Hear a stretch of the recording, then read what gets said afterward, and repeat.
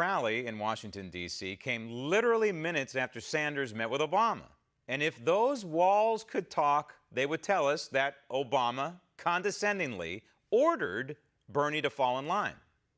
So if Bernie is still hawking his Marxist socialist revolution at this late stage in the process, it portends trouble. Trouble for Hillary, trouble for the Democrat Party, trouble in River City, the city of brotherly love, during the convention in late July.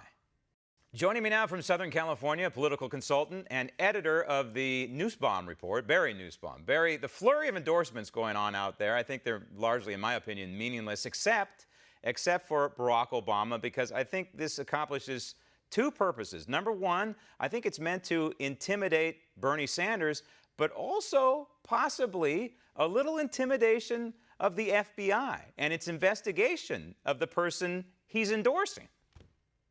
I like your conspiracy theory, and you may be a little bit right. Ironically, I think this is one of those elections, Graham, where endorsements are almost worthless except for one endorsement that's going to matter, and that one hasn't happened yet. And I see that one endorsement as the Bernie Sanders fall in line with Hillary Clinton endorsement, which hasn't happened yet. And it's not important for anybody except the dyed-in-the-wool, I wouldn't vote for anybody but Bernie supporters. Well, I would like to congratulate the Democrat Party right here, right now, for nominating and falling behind the first ever presidential nominee that's the focus of a federal criminal investigation. And everybody is falling in line. Everybody is apparently getting the message, except for Bernie Sanders. Roll tape. I want those of you who've been with me from the beginning of this incredible journey to be the first to know that I'm with her. I am fired up, and I cannot wait to get out there and campaign for Hillary. I also want to thank everybody who turned out to vote and who worked so hard for our candidates. This has been a hard-fought race.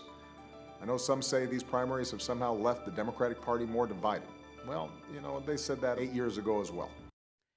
One of the things that we have to remember about Bernie Sanders is that truly he's not a Democrat. He doesn't have allegiance to the Democrat Party like Barack Obama does.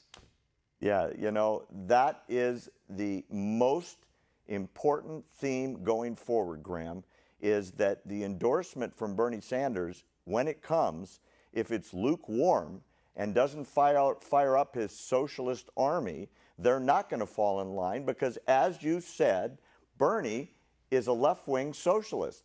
He doesn't even attempt to convince anyone he's a Democrat. He just votes with their caucus or caucuses with them. There are a lot of millions that want Bernie because he is a socialist. And if Hillary wants those endorsements of those people, she's going to have to move too far left to be able to corral the mainstream middle. That's the problem the Democrats have going forward. And, of course, Hillary has to somehow attract Bernie's orphans, I'm calling them. Those are his supporters, because eventually they're going to be orphaned from the candidate. I also believe firmly that in Philadelphia in July, he's going to try and somehow relive 1968 Chicago. I think this is in his DNA. But let's move on to Trump v. Hillary. The Clinton campaign is well-oiled, well-greased. And they know what to do between now and November. Do you have that same faith in the Trump campaign? The big million-dollar or billion-dollar question, since that's what this campaign is going to cost, is whether or not Trump can refocus his personality away from what got him to the dance.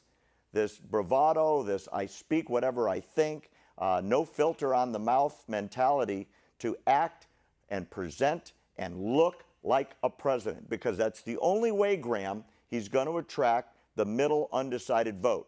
He got the Republicans. They're going to stay with him, no different than the left wing is going to stay with Hillary. The fight is over the middle, and if Trump can't move to the middle in a presidential fashion, Hillary's your next president.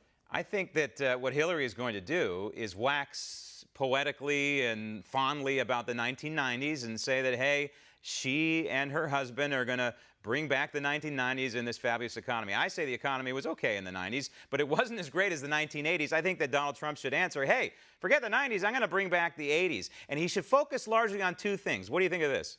and that is national security and the economy. And national security and the economy, that's it. That's a winning combo right there. I would like to add one more thing, and that is if he hits Hillary in his talking points on every stump, everywhere he goes, every day, on Benghazi, on her email, on the Clinton Foundation, and her terrible treatment of the women that were abused by Bill Clinton, and he does it every single day, those are indefensible positions for Hillary. He wins if he sticks to that on top of the economy and national security. Not a bad combo. I don't think he wins. Yeah, no, I think that's not a bad combo. I would throw in there one more thing, and that's the United States Constitution. It'd be nice if he started talking about restoring the separation of powers and possibly even supporting an Article 5 Convention of the States, which we talk about on this program all the time. Out of time, Barry. Okay, man. Thank you.